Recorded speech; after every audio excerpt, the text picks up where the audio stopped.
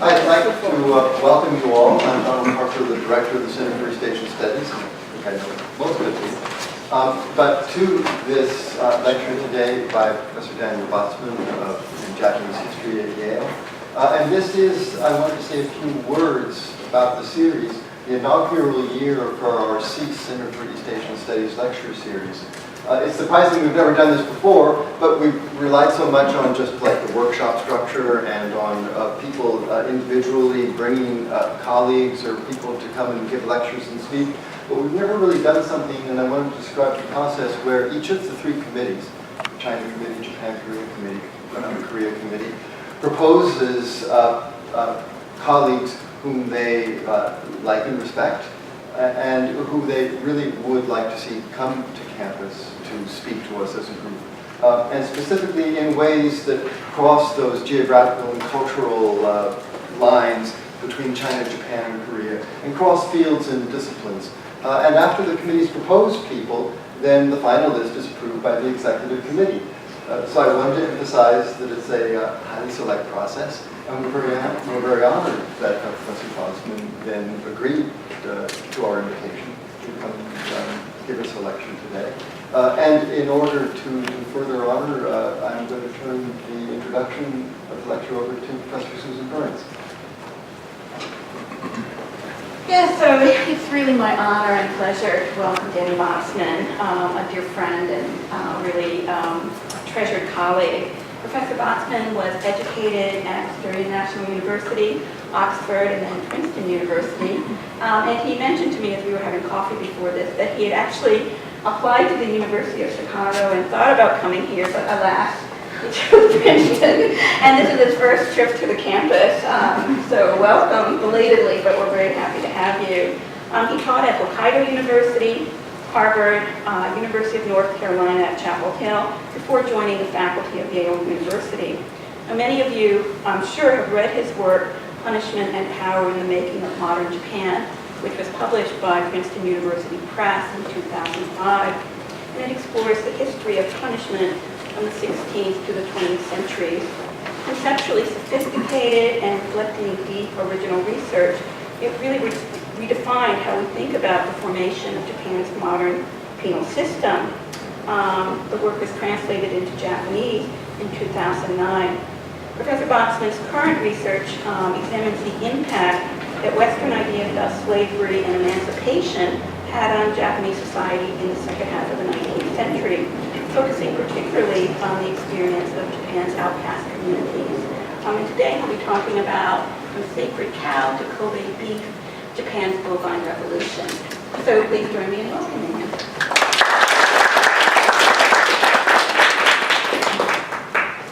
Thank you so much, Susan. I'm really honored to be here.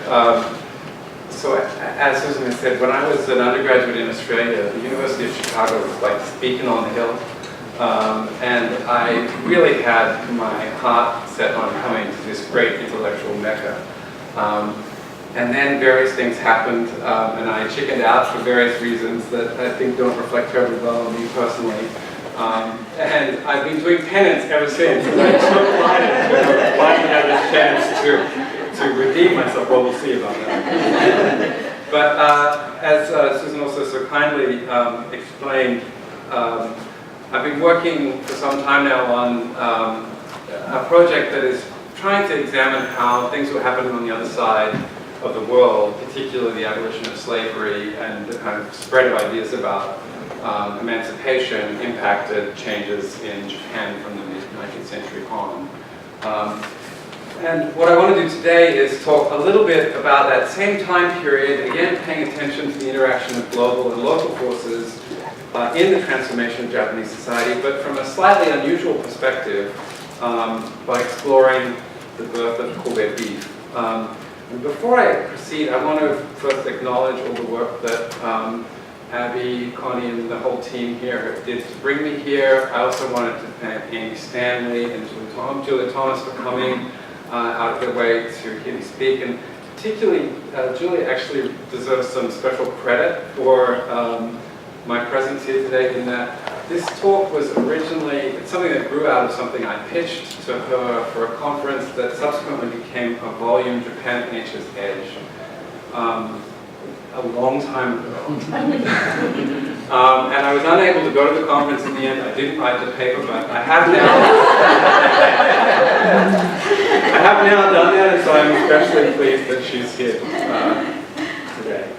So, as you know, these days, Kobe beef is everywhere, particularly in the United States. I'm not sure how many basketball fans we have among us, but I think it is somewhat significant that, you know, one of the highest paid athletes in the world was actually named after a delicious piece of steak that his parents shared to celebrate the fact that his mother was pregnant. So actually they were at a steakhouse. They said, what was this wonderful thing we just ate? Kobe, oh, that's such a nice name. And so the world got Kobe Bryant. And I think a history of how we got to this point, with Kobe beef serving as a globally recognized synonym for carnivorous indulgence, would really require us to dig deep into developments in the post-World War II era. Not only in Japan, but also here in these United States. So just to quickly mention this important figure, Hiroaki Rocky Aoki. I don't know how many of you have come across him, but he was a big celebrity at one point because he founded in 1964 the first Benihana in New York City. And I think, you know, this is a kind of starting point which has now led, we can see it kind of having led to the proliferation of Japanese steakhouses in pretty much every strip mall across North America. This one I chanced across about a year ago in rural Massachusetts, and it was just too perfect for me not to take a photograph. Kobe, Japanese steakhouse, American flag, Japanese car. What more do you need to know? This is our globalized moment. And of course, from this kind of proliferation within the United States, the Japanese steakhouse is really now, and the idea of Japanese meat, and particularly Kobe beef, has become a global phenomenon.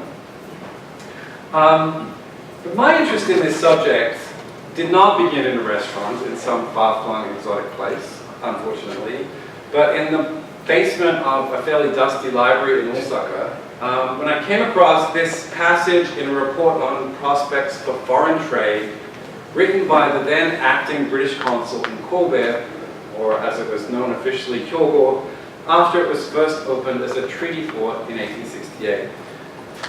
And I'm going to read this because I think it's important. It's estimated that during the summer months, 60 head, and during the winter months, 100 head of cattle are killed daily within this district for foreign consumption. The cattle are raised principally in the province of Bizen and at a place called Ikeda near Osaka. They are fed on barley and rice straw, and their superiority over cattle of other parts of Japan is attributed to the better quality of food procurable. And it continues, great attention is now being paid to the breeding and rearing of cattle at these places so that there is little fear of a failure in supply. It is computed that the demand will average 150 head per diem. So what this clearly indicates is that from the very first months of Western residence and trade, Kobe was already associated with beef. Not only that, but already in 1868, Kobe beef seems to have emerged as a kind of proto-brand, recognized for its superiority to the beef available in other parts of Japan. The quantity of cattle described here as having been put to slaughter is also striking. Taken at face value, the estimate of 60 head a day in the summer, 100 head a day in the winter, would give us an annual total of between 20 and 30,000 cattle slaughtered in Kobe in its first year of operation as a treaty port. Now, by today's standards, perhaps that may not seem especially high. As you may well be aware, at the beginning of the 21st century, more than 33 million cattle are slaughtered in the United States for their meat each year. That works out to be about one animal killed every 12 seconds. But of course, in 1868, the slaughter of cattle had not yet been mechanized. That process was just getting underway. And of course, Chicago was a very central place for that, the development of that new technology of, as they called it, animal disassembly. But in 1868 in Japan, killing a cow meant first immobilizing it by binding it to a wooden frame and then swinging an axe at its head. A time-tested method known as pole axing. Now, needless to say, this is not a method that is conducive to the easy slaughter of large numbers of animals. Yet, the understanding that significant numbers of cattle were being killed in Kobe in the years immediately following the arrival of the first Western residents was hardly limited to this one British consul. At the end of 1869, the Hyogo and Osaka Herald, one of the new English language newspapers established in Kobe, estimated in the 2 years following the port's opening to foreign residents, quote, about 500,000 head of cattle have been purchased by foreign dealers, unquote, at the local cattle yards for the purpose of, quote, beef eating. Now that number, 500,000, is clearly inflated. But the very fact that such an exaggerated claim could be made is again suggestive of the general understanding that the slaughter of cattle had become commonplace. And that's surprising, because for centuries prior to the Meiji Restoration, as many of you already know, the consumption of beef, and more fundamentally, the slaughter of cattle, had been strongly prescribed.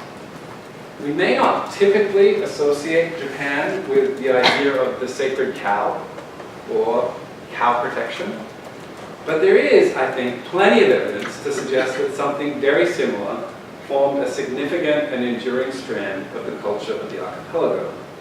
So we know that imperial bans on the slaughter of cattle go back as far as the 8th century. And although we obviously can't assume that those early decrees impacted the behavior of the human population of the archipelago overnight, it is clear that by the 16th century, an aversion to the killing of domestic animals had become quite widespread. This was something that the Europeans who first reached Japan in that period routinely noted in their reports home. Commenting on Japanese food, the Jesuit Yao Rodriguez observed, for example, they eat only wild game at banquets in their ordinary meals, for they regard a man who slaughters an animal reared in his house as cruel and unclean. Interestingly, Rodriguez later noted that as a result of civilizing Portuguese influence, some Japanese had begun to experiment with European-style meat eating in the late 16th century. And in relation to this, he wrote, as a result, quote, the practice is no longer considered quite so loathsome and horrible in the kingdom as it was formerly, when they would strike us in the face as an insult, declaring that we ate cows and domestic animals and even human flesh. And actually this idea that beef in particular was a kind of gateway drug that would eventually lead to cannibalism is a recurring one in a lot of the literature about this.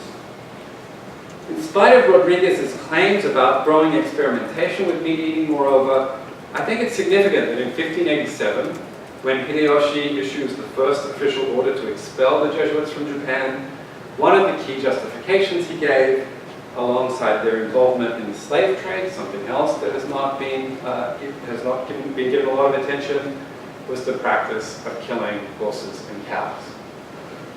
And I think, I won't elaborate too much on this, but there is a clear sense that the slaughter of these animals was a key part of the image of Christian depravity that circulated in the 16th and 17th centuries.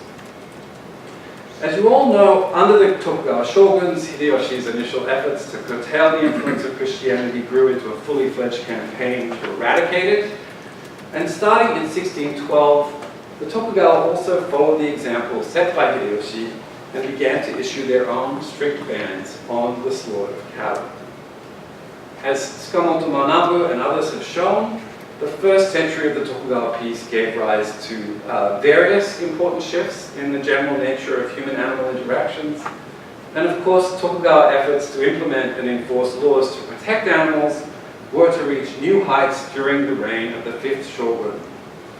So Tsuneyoshi's laws of compassion are of course famously associated with the protection of dogs. But one of the things Skamuto pointed out in his early research on this was that the laws he enacted regarding the abandonment of sick cattle and horses were actually much stricter and further reaching than those applied to dogs. So I found one very dramatic example of a man who was crucified during Sunosi's reign for killing a sick cow. And if I didn't already have an unfortunate association with crucifixion, I would have actually foregrounded that in my talk. But certainly, the clear expectation that is articulated in the decrees that circulate in this period is that if you harm a cow, you will be punished severely, and if you have a cow, you should care for it until its last dying breath. To ensure that that happened, cattle registries were established, much like Ninbetsucho, the population registries, to help ensure that the state was able to check on the well-being of individual animals. And whereas many of the measures implemented under Tsunayoshi for the protection of animals were in fact repealed after his death in 1709, restrictions on the killing of cattle seem, if anything, to have intensified in the early 18th century. So in the late 1710s, for example, we find official records from Kyoto in which the killing of cattle is listed alongside patricide as one of the most heinous crimes imaginable, again, punishable with crucifixion. And in the 1730s, decrees were posted around the country, again condemning the killing of cows. So the ferocity and determination of the warrior state's efforts to protect bovine life, I think, begs the question of why.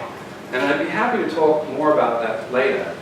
But I also want to just be clear right now that I'm not trying to suggest that Tokugawa Japan was some kind of perfect vegetarian society. So in fact, we know that a wide range of animal flesh was eaten at various times and places. We also know that the idea of medicinal eating, kasurigui, was often used to excuse the consumption of meat. Now, at the same time, it's also true that a fairly strict distinction between basically game animals, which were okay to eat, so things like inoshishi, the wild boar, and draft animals, which were really not okay to eat, seems to be maintained.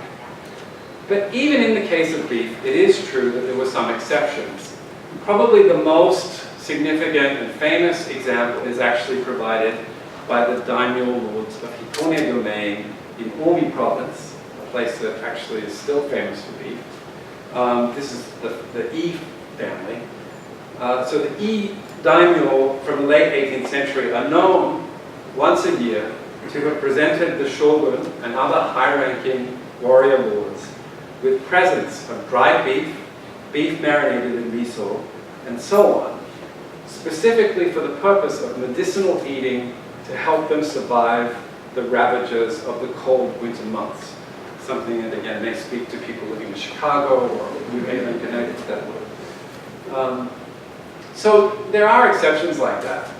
But in the end, Kamo Giichi, who's the scholar who has really scoured the Edo period sources to try and find examples, he comes to the conclusion that these examples really only help to underline the fact that until the end of the Edo period, the consumption of beef remained a marginal practice, and the slaughter of cattle rare.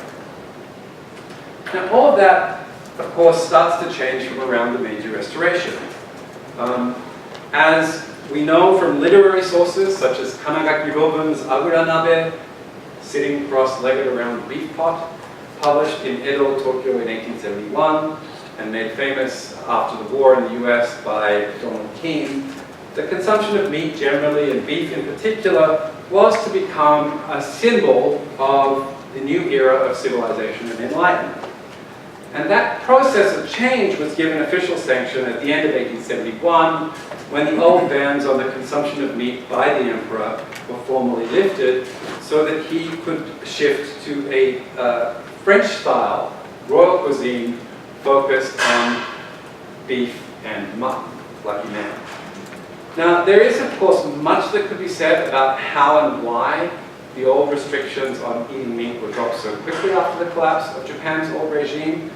For an overview, there's a terrific Princeton PhD from 2011 by Peter Gannon, which really lays out the key issues, and a lot of it comes down to the idea that if you had people eat meat, you would build bigger and stronger soldiers. And we can, of course, talk more about that afterwards too, if people are interested. But I think the other thing that we need to emphasize is that even though the Japanese state's embrace of the idea of meat eating in the early Meiji period was striking, we really can't assume from those decrees on high that the population as a whole suddenly started eating beef. And in fact, we know that it's really not until the 20s and 30s that beef starts to make significant inroads into the diet of ordinary Japanese, and it's probably not until the kind of high growth era after World War II that it becomes commonplace. So given that, it's not surprising, just to go back to my opening quote, that in 1868 the British consul specifically notes in his report that the cattle were being killed for foreign consumption.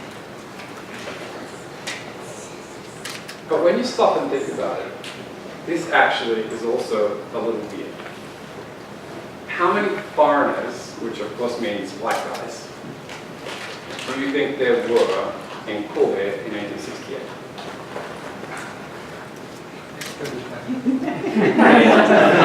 Maybe 120? Like absolute max 150? So you think 20,000 to 30,000 head of cattle being slaughtered for 150 guys? Like, that's a very serious football team.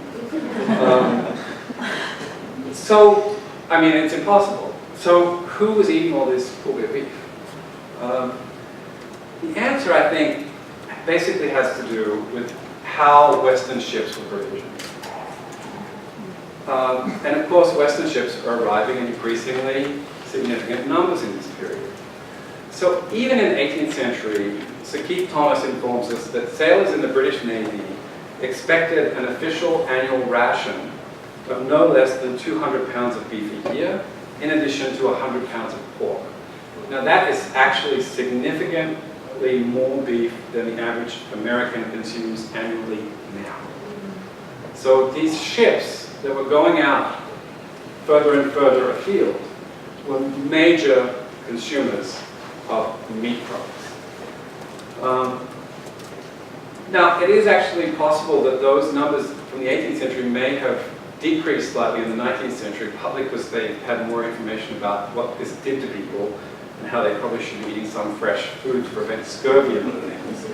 But it's worth noting that when you look at the advertisements that were being run in these newly created English language newspapers in Kobe, what we find is lots of butcher shops, and in the butcher shops ads, continual reference to supply meat and supplies for ships. And we also, on this particular page, see that the British Royal Navy has in fact put in a call for tenders for an official supplier of beef. So I think there's really no doubt that the birth of Kobe beef was very closely connected to the expansion of Western shipping and its particular food culture into the farthest reaches of East Asia. And I think here we can think about some interesting connections to what John Richards famously called the World Hunt. So we know that the hunt for whales was one of the things that suddenly brought increasingly large numbers of British and American ships into the seas around Japan. And then once they're there, they need particular kinds of food. And so what we see, I think, is a kind of cascading effect here with intensified exploitation of animal life happening on all sides. I think it's also worth noting that many of the early incidents of conflict between Anglo sailors and Japanese peasants in fact involved attempts to get cattle. So British or American sailors on one of these ships after a long journey would be desperate for some meat. They would see animals on the shore. They would see people. They would say, how much for the animal? The people would say, no way we're going to give you our animal. So they would steal the animal anyway. There would be a fight. Someone would get hurt. And then there would be a diplomatic incident. So there are multiple occurrences of that. And even when you look at the diary of somebody like Sir Ernest Satow, a very important diplomat, when he's first sailing into the inland sea with his British ships, what is he writing about in his diary? Boy, I've really got to get these boys on my boat, some meat. I tried today to convince local villagers that we were going to take a cow because we had sick people on board and they needed medicinal beef. That didn't work, you know. So these constant attempts, again, to get supplies. Okay, so I think the provisioning needs of Western ships are really key to the answer of the demand for Kobe beef in this period. But to me, the really interesting question here is actually that of supply. We know there's nothing close to a beef industry in Tokyo, Japan. So where does the meat come from? How is this old taboo against the killing of cattle addressed? And why was it that of all the Japanese treaty ports opened to Western trade in this period, Kobe in particular came so quickly to be associated with the availability of high-quality beef?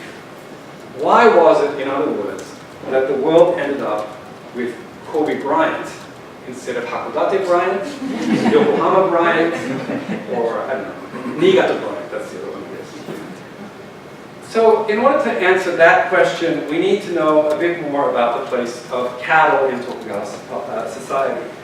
So one kind of easy starting point for thinking about this question is an entry in Terashima Ryoan's popular 18th century encyclopedia, the Wakan Sansai Zue, which makes the following very simple observation about the geographical distribution of draft animals. Generally, in the Kanto, there are many horses and few cows, and in the Kansai, there are many cows and few horses.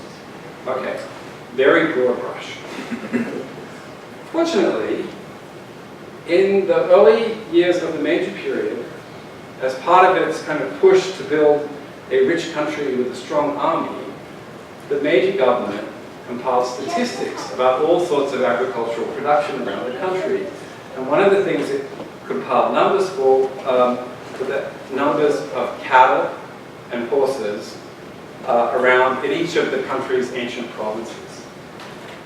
And the statistics from 1872 turn out to be very useful for getting a more precise picture of the distribution of draft animals around the country. So what do they tell us? Well, I could stand here and read statistics, but instead, thanks to the power of ArcGIS, and I know Susan has become an evangelist, I was able to basically put up some of the most important information on this map. So this is basically the number of cattle per square kilometer in each of the provinces. And what you see here is basically you can draw a line across Honshu just to the northeast of Lake Biwa. And on one side, you have cattle. On the other side, you have no cattle. And if you do the same map using the numbers for horses, you do literally get a perfect inversion of this. So, in other words, we have a quite distinct cattle zone in the southwest and northeastern horse zone. Sekigahara is the dividing line. Now, this is pretty, I think, interesting in and of itself. But the statistics from the early Meiji period also point to some very fascinating differences within the cattle zone. So, for example, they show a great deal of variation in bovine sex ratios. Not something that I ever thought I would be excited about.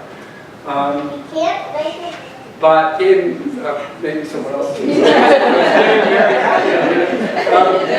But so even with provinces that were literally next door to each other, you find these very big discrepancies. So in Setsu, for example, in 1872, 90% of the cattle were cows, female animals. Just a little to the east, in Yamato, cows account for only 30% of the overall total. Now, obviously, those kinds of differences in sex ratio do not occur naturally. So what they suggest is that there was a market and distribution networks in place that made it possible for local preferences for one sex or the other to be accommodated. And in fact, with a little digging, I was able to confirm that yes, indeed, there were strong preferences for male and female animals in different parts of the country based primarily on the soil quality. So basically, the belief was that if you had clayey soils, which were heavier, you needed to have male animals that were stronger. And if you had light soils, it was much better to have female animals, which were more maneuverable.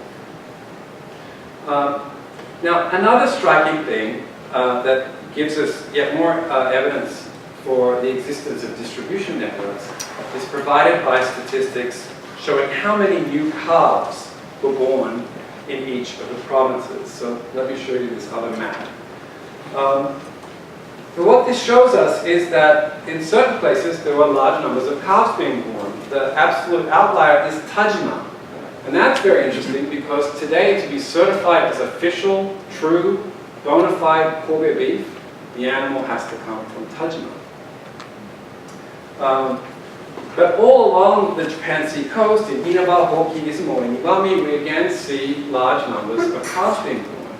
We can compare that to the Kinai, where in the whole of the Kinai, these 5 provinces, in 1872, there were a grand total of 4 calves birthed.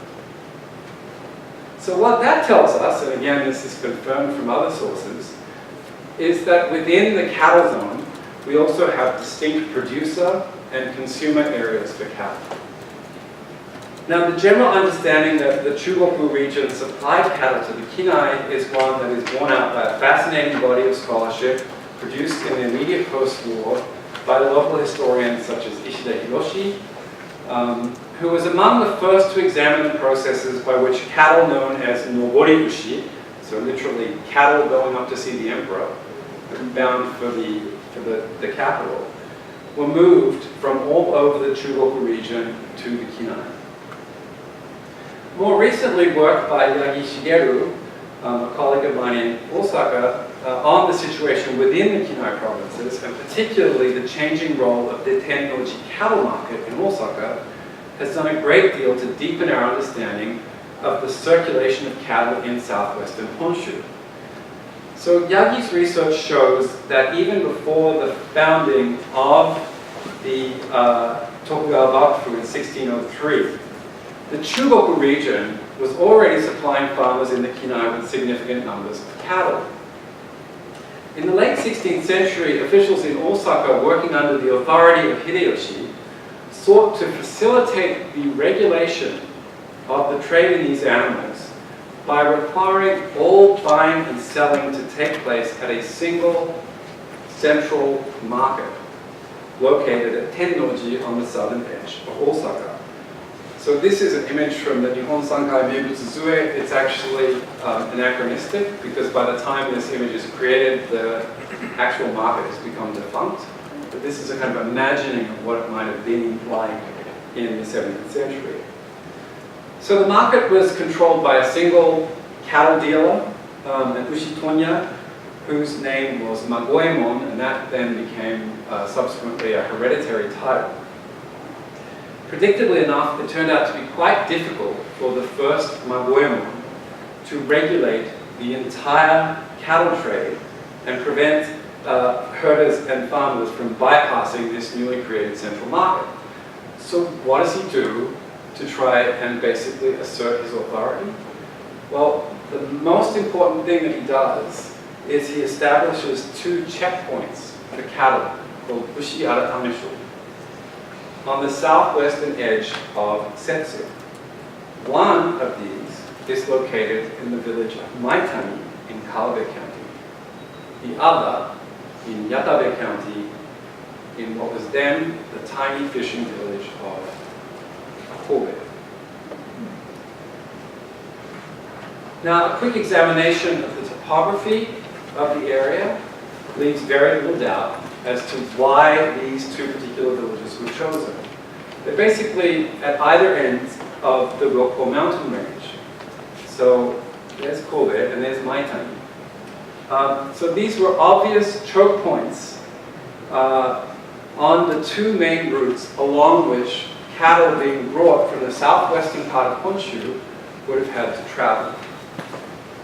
even in the 17th century, in other words, the small village of Courbet had been identified as one of two possible gateways through which cattle entering the Kenai had to pass. Now, in the end, Tennoji's role as an actual marketplace for cattle did not survive the first century of Tokugawa rule. And this was mainly because there were rival markets that started to get set up in places like Komodatani in Kawaji province. But what happens in the 18th century is the Bakufu is like, no, we've really got to get this trade in cattle under control again. So Magoemon, what you need to do is come up with a new plan.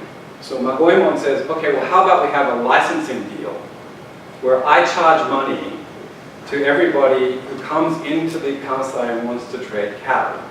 And then I will guarantee that they're doing their job properly. And if there's any problems in this business, then the people who are buying cattle can come to me and complain, and I'll sort it out. And so what happens, in other words, is you get a centralized license system for the cattle trade, which basically extends across the entire Kansai area. And this is justified by the Bakufu at the time in terms of the need to ensure that local farmers who depended on access to healthy beasts of burden were protected from unscrupulous traders and shady deals that might endanger their ability to grow food, and perhaps more fundamentally, tax rights. Now, scholars agree that during the late Tokugawa period, most farming households in the Kenai had access to cattle, which were important partly for pulling plows, partly for transporting heavy loads, but probably most importantly of all as a source of manure, gold for farmers.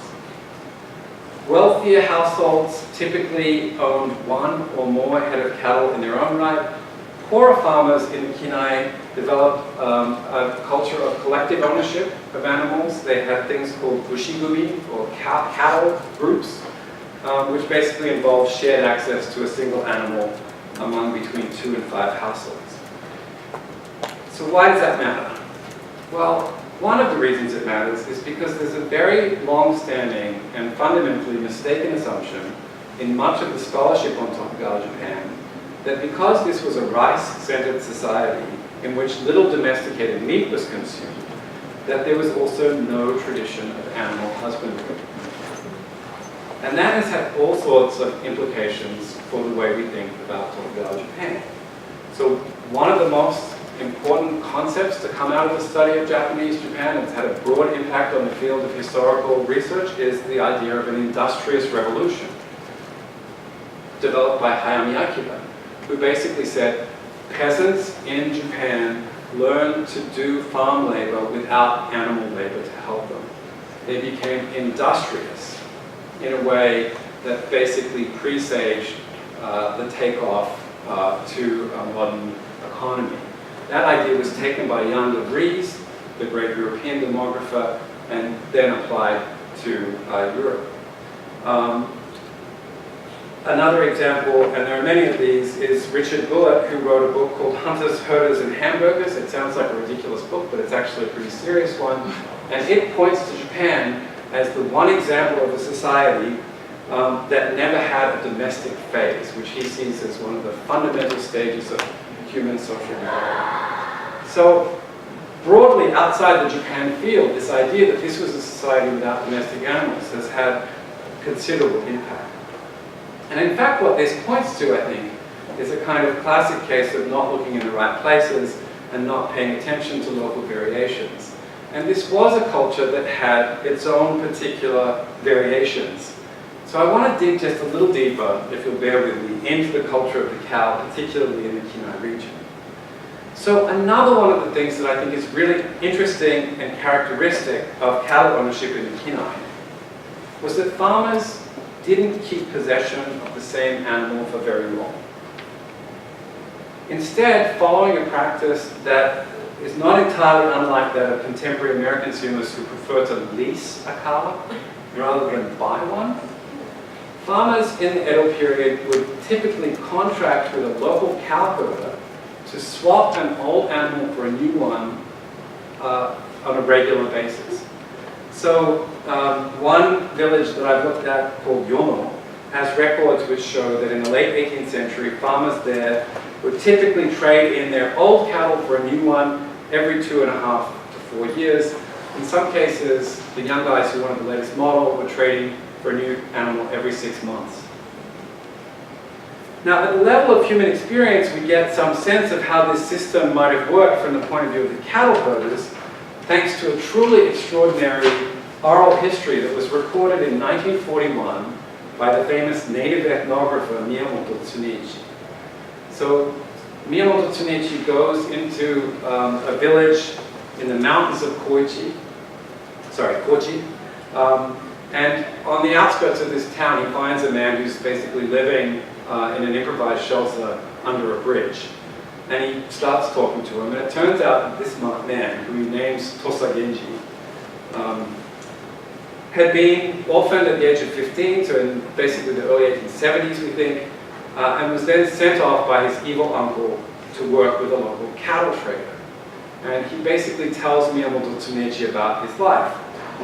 One of the things he says is this: following the boss's orders, my work was to drive cows to the auction grounds and to take cows that would be to be traded to the homes of farmers.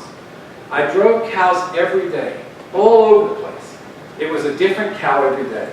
I'd bring this cow here and take that cow there.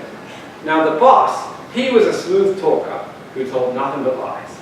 He'd say, "This is a good cow," and leave a really bad cow with the farmer. And then he'd take the good cow that that farmer had and lead it off elsewhere to sell. He'd take a calf to a village back in the mountains and move the big cow that was there to a place a bit further down the mountain, and move the cow that was there down a bit farther still. In that way, he'd move the bigger, better cows further and further downhill. When the boss found a good cow, he'd fasten his eyes upon it and work hard to get a farmer to raise it. And then he'd sell it for a good price to one of the big cow traders. So, in other words, these cow herders would constantly be moving animals around, trying to basically get a little bit of a deal. And they would facilitate this whole system of cattle. And I could talk a little bit more about why that made sense in the context of a period, and in fact I will do that in a minute. There's two other things, well, two really important things to note about this passage. So first, this idea of constant movement. The other, the association between cattle grazing and mountains, which is not what we think of in a New World context with cattle. And then, so those are the two main things. Sorry, the movement and then the raising of cattle in the mountains. And we know that in Western Japan, the association between cattle and mountains was very strong. The other place where cattle raising took place was on islands in the Seto-Maikai. Now, the old man in Miyamoto's interview also went on to describe societal attitudes towards these cattle traders as follows. Cow traders wear clothes, and we have balls, and at a glance we look like other men. But society doesn't see us as equals. Because we make a profit by fooling people, the expression for telling a lie is cow trader's mouth, bakuruchi. Society didn't trust us, and we were looked down upon. But even so, people were deceived by the cow traders into exchanging their cows. So to once again make the connection to contemporary car culture, these guys were like the second-hand car salesmen, used car salesmen of like the kind of 20th century American popular stereotypes. But if the cow traders were untrustworthy, why do business with them? Why would these farmers have wanted to be constantly swapping out animals and possibly getting, a bad deal when they could have just had an animal and raised it themselves? Well, I think that's a very complex question, but the basic answer is that the practice of regularly exchanging cattle with a local cow trader provided farmers with a way of protecting themselves against the risk that a particular animal might succumb to illness or death. Now, obviously, in any society where, and we know that actually there were formal contracts drawn up between farmers and cow traders, where the cow trader would basically say, this is a 100% money-back guarantee. If you have any concerns about your animal, I will replace it within 20 days. So we know that this was part of the culture of all of this. And I think in general, it's not hard to understand that for a farmer who relies upon animal labor, a sick or dying beast of burden is a serious problem. But I also think that in the case of Tokugawa Japan, the potential risk for a farmer of being caught in such a position was almost certainly exacerbated by the fact that the carcass of a dead animal could not be used or sold to help compensate for the loss. And this was, of course, because Tokugawa law and custom required that animal carcasses at the moment of death, which became the property of local outcasts who were responsible for cleaning up and disposing of the bodies without any form of compensation being paid to the former owner of the live animal. So if an animal died on you and you were a farmer, it was a total loss. Now, like the idea of the sacred cow, untouchability is not something that people typically associate with Japan, but the broad similarities between the kalata, or as they were officially known at the time, the eta, which is of course a derogatory term, which means much polluted. The similarities between those groups in the Tokugawa period and some kinds of Dalit communities, particularly the Chamars of South Asia, are very clear. And I think it is significant to note that what we might call the geography of untouchability in Japan maps very closely onto that of the cow, with a very high concentration of outcast communities in the western part of the main island, as well as in Kyushu and Shikoku. The cattle zone, in other words, was also the outcast zone. Now, as the unusually rich body of scholarship that has emerged on this subject in recent decades in Japan has made abundantly clear, outcast communities were very complex social lords of their own.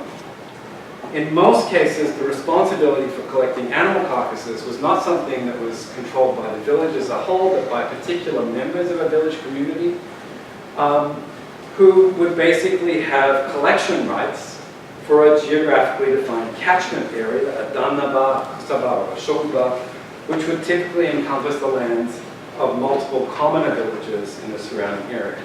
So to give you one example, the village of Minami-Oji, just to the south of Osaka, had a catchment area which encompassed 180 commoner villages, so a very large swath of territory. Within a single outcast communities, there would be often a number of groups who would have control of different pockets of those territories, and there were often intense rivalries amongst them. There were also, within these communities, outcast cattle herders, kalata bakuro, who were a distinct and separate group from the commoner cattle herders. Now, the outcast cattle herders are interesting because they basically specialized in buying up old, sick animals. So if we were to imagine the life cycle of a typical cow in the Kinai in the late Tokugawa period, we might imagine it having been born in the mountains of the Chugoku region, or perhaps in Tajima, then having been traded through the mountains of Chugoku until it was old enough to be useful to a farmer on the lower lands, then brought to a market on the coastal plains, and then moved from the coastal plains to the Kinai. And then after it had grown too old or infirm to be of any use anymore, it would have been sold to a kalata bakuro, one of these outcast cattle traders. Now, some outcast cattle traders became famous for their veterinary skills. So these people were also the kind of vets of the southwestern part of Japan. And sometimes, no doubt, those talented outcast cattle traders were able to resell an animal after they restored it to health. But more often than not, they probably found themselves simply waiting around for the animal to die.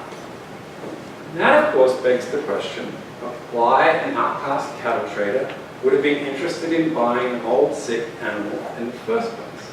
And the answer, of course, is leather.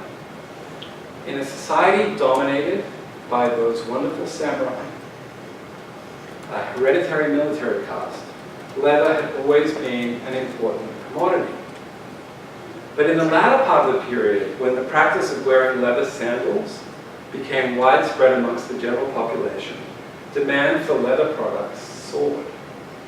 And because Kawata outcasts had the special privilege of handling unclean bodies of dead animals, they were able to dominate the increasingly lucrative business. Now that, of course, is not to suggest that all outcast communities benefited equally from the leather trade. Standing at the very apex of the Tokugawa period leather economy were a handful of outcast merchants from the community of Watanabe on the southern edge of the great, the southern edge of the great city of Osaka. So you can see Watanabe kind of fairly distinctly on this map from 1854. Now Osaka, as you know, was the great commercial hub of the archipelago, with the baronial domains from the western part of the country all maintaining warehouse complexes there, so that tax rice and other commodities could be traded on the national markets. The Watanabe merchants used their proximity and most of all their access to the magistrates in Osaka. So in other words, they had access to the law courts, which enabled them to basically extend their reach over outcast communities throughout the western part of the country to build a kind of commercial empire. Anytime there was trouble, they went to their friends in the town magistrate's office in Osaka and said, these people down in Kyushu are not doing what they need to, they're not honoring this contract, and they would be able to count on assistance from the Osaka magistrates. So by the 1830s and 40s, we know that the Watanabe merchants were responsible for buying up between 70 and 100,000 cowhides from all over the western part of Japan, in addition to another 10 to 25,000 a year from Chosun Dynasty Korea. Put another nail in the coffin of the Sakoku paradigm. Of all the Watanabe merchants in this period, the most powerful and important was a guy named Taikoya Matabe, whose fabulous wealth had, by the late Tokugawa period, come to be seen as emblematic of the breakdown of the old systems of social hierarchy and order. As one samurai critic famously observed in the in the early 19th century, the pariahs of Kyoto and Osaka have become ever more overweening, and the man known by the name of Taikoya Matabe of the pariah village of Watanabe in Osaka is now worth an estimated 700,000 gold pieces. His storehouse overflows with treasures from Japan and China, and his extravagance is second to none. In this age, the good tends to wane, while the bad waxes. Everywhere, pariahs and their like are in the ascendant. Now, as that quotation pretty clearly suggests, the accumulation of wealth was hardly enough to bring an end to segregation and discrimination for members of these outcast communities. But in the 1860s, as pressure for social reforms of all kinds mounted, outcast leaders around the country began daring to imagine new possibilities for themselves and their communities. So it's not so surprising, perhaps, that in 1867, Taikoya Matabe lodged a petition with the Tokugawa authorities in Osaka, urging them to stop using the old derogatory status appellation, eta, to address the residents of Watanabe. But it's the grounds that he gave for this request that I think are especially striking, precisely because they bring us back to the question of meat eating. So Matabe's request began by claiming that the origins of the discrimination suffered by members of his community dated back to ancient times, when their ancestors had gone to serve the Empress Jingu in her mythical campaigns against the three Korean kingdoms of Shilla, Pekche, and Koguryo. And while they were there, they picked up the hideous foreign custom, by this point very strongly associated with Korea, of eating the flesh of beasts.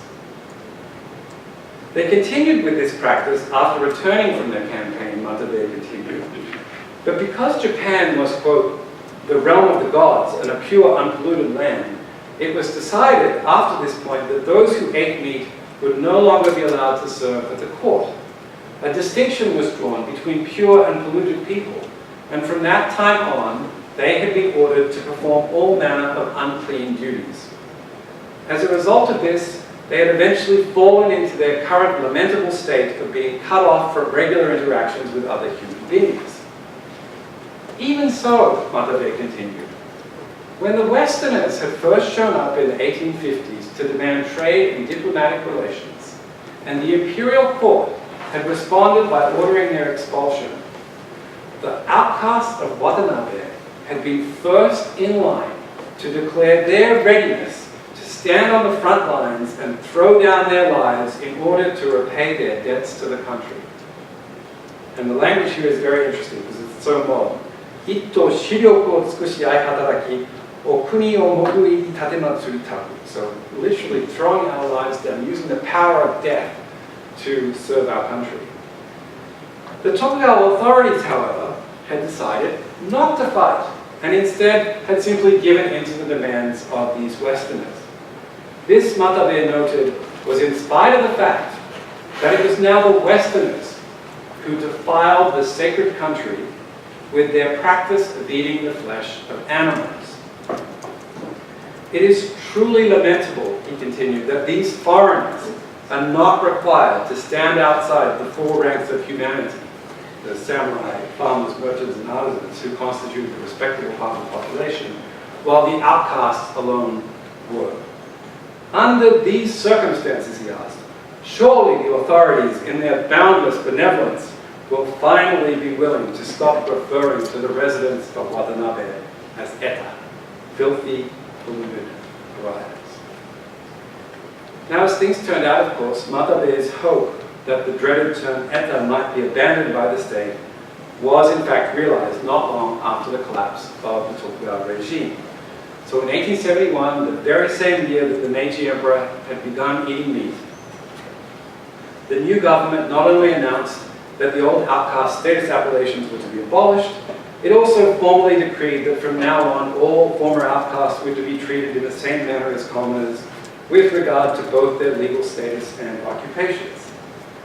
At a superficial level, of course, this formal act of emancipation, as it would come to be remembered, like the end of the taboos on meat eating, might well be viewed as evidence of the ways in which Japan's opening to the West began the process of sweeping away traditional superstitions and prejudices, what the Meiji Emperor's Charter Oath famously termed evil practices of the past. Yet the inadequacy of such an understanding quickly becomes apparent when we shift our attention back to what was really new about Meiji Japan's Bovine Revolution, the killing. Specifically, the killing of an unprecedented number of strong, healthy animals. Now, my point here is not just to raise questions about the ethics of taking animal life on mass scale, although I think those certainly are important questions, but also to consider the impact of this on human social relations. So, in other words, the impact on human social relations of the actual work of killing. So the first slaughterhouse in Kobe, and I am almost finished, thank you for your patience. The first slaughterhouse in Kobe was opened as soon as the new treaty court was established in 1868 by an English merchant named K.C. Kirby, who's also the first person to start bringing animals from the Kansai to Yokohama for slaughter there. So he was Mr. Meat in the early Meiji years. Now, Kirby initially rented a building that had been used as a sake warehouse. As you know, the Kobe area is also famous for sake. So he bought an old sake warehouse to use as his initial slaughterhouse. But not surprisingly, all the residents in the surrounding area were like, "You're doing what in the sake residence? In the sake warehouse, sorry." So as a result of the kind of local opposition, he quickly goes into business with another group of Western merchants to open a new slaughterhouse at the mouth of the Ikuta River, which you can see down here. Yuba. And as you can see, it's right next to the special cemetery that was also created for foreigners at this point. And it was behind the cemetery that the first Colbert cattle yards were. So given the newness of this practice of killing healthy animals for meat, we might perhaps be forgiven for thinking that the Japanese would have been content to leave this unpleasant task to the Westerners. But in fact, by 1871, a local Japanese company had been established on land adjacent to the Western slaughterhouse to compete with the foreign butchers. The company was the product of an alliance of various different groups from the surrounding area. But the unit responsible for the actual work of slaughtering cattle was known as the Ujinogumi, or Ujinogumi. And that is interesting because the village of Ujino, was up here, was also the home to the most important untouchable community in the area around Kobe. So you can see this is actually a censored map. You can see a blank box here.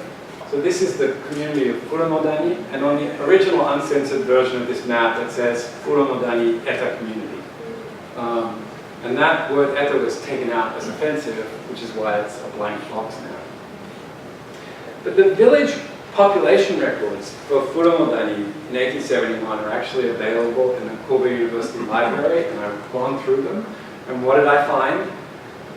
A significant number of households which are already at this point involved in the beef industry, either as independent beef sellers or in the employ of American and other Western butchers who would open shop in the foreign concession. Some accounts suggest that it was none other than Ito Hirogumi, the man who would later come to be remembered as the father of the modern Japanese constitution, who, while serving as governor of Hyogo in this period, first tasked the residents of Furonodani with the job of helping the foreign butchers. I've only seen that in secondary scholarship, and sadly I haven't been able to verify it with original material. And in the end, whether it's true or not, it is certainly clear that in the decades that followed, Japanese butchers made steady inroads into the beef business, until finally in 1889, the last Western-operated slaughterhouses were taken over by a Japanese company. The connection between outcasts or buraku communities and the butchery remained very strong throughout this period. So Ikai Takaaki notes that of 6 slaughterhouses operating in Hyogo Prefecture in 1879, 5 were located in known outcast communities, with the 6th a little hard to determine. By 1887, the number of slaughterhouses in the prefecture had increased to a total of 27. 6 of those were not in buraku communities, and Ikai uses that to remind us that butchery was not necessarily always associated with former outcasts. Yet if we go forward to 1921, we find that with just one possible exception, all of the 17 slaughterhouses operating in Hyogo Prefecture were indeed in buraku communities. So we might ask, well, what's wrong with that? If outcast merchants in the Edo period got wealthy because they had access to the leather trade, maybe outcast butchers in the Meiji period were getting wealthy through their involvement in the meat industry. Well, it's certainly possible that some individual buraku entrepreneurs did well for themselves out of all of this. But unlike the situation in the Tokugawa period, when the old status restrictions had made it difficult for samurai and commoner merchants to enter the leather industry, the old status restrictions were now gone. The outcasts had been emancipated, and so had the commodities that they had once had control over. And that meant that financial control of animal-related industries, both new and old, could much more easily fall out of outcast hands. It's also very clear that the vast majority of people from buraku communities who went to work in the slaughterhouses did so primarily because they had very few other options. And of course, once significant numbers of former outcasts began working in the slaughterhouses, the association with a new kind of work that was not only seen as dirty, but also cruel, quickly served to bolster older prejudices about their general lack of humanity. In this regard, the easing of Tokugawa period notions about the need to protect cattle seems in fact to have contributed to the reinscription and intensification of older patterns of discrimination against the supposedly liberated outcasts. The sacred cow may have disappeared in Meiji Japan, but the figure of the untouchable loomed larger than ever. So I want to just now have you consider one final image from Utagawa Sadahide's Yokohama Taiko Kenmonshi from the early 1860s, which depicts two American butchers at work. So at the beginning of the lecture I showed you this image in which we have a relatively dignified looking American about to kill this animal. This is the image from 1860, which is again American butchers. But you can see that this is a very different kind of portrayal of the butchers who have blood on their hands and look thoroughly disreputable. And the caption explains, even among the Americans, those in the cattle business whose role it is to butcher the animals live on the extreme outskirts of town. The implication, in other words, was that for all their love of meat, the Americans too had ever to do the work of slaughtering cattle. And it followed from this that the Japanese practice of keeping distance from the slaughterhouse was entirely in keeping with the practices of contemporary Western civilization. So, to quickly conclude then,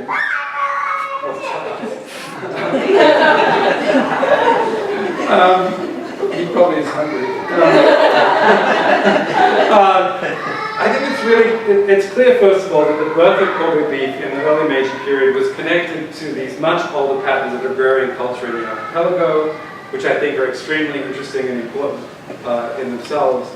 And second, that one critical reason why the centuries-old taboo on the killing of cattle in Japan could be so quickly overcome in the early Meiji period was that the work of slaughtering was taken over by a group of people who were already associated with the handling of dead animals and held separate from the mainstream population.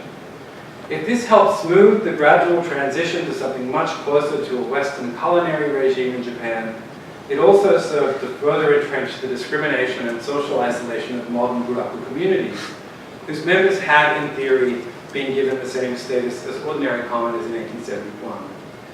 In this regard, I would suggest that it is not a coincidence that Kobe, whose importance for the history of beef in Japan is, I think, apparent, would also continue to be associated with particularly intense forms of discrimination against buraku communities throughout the modern era.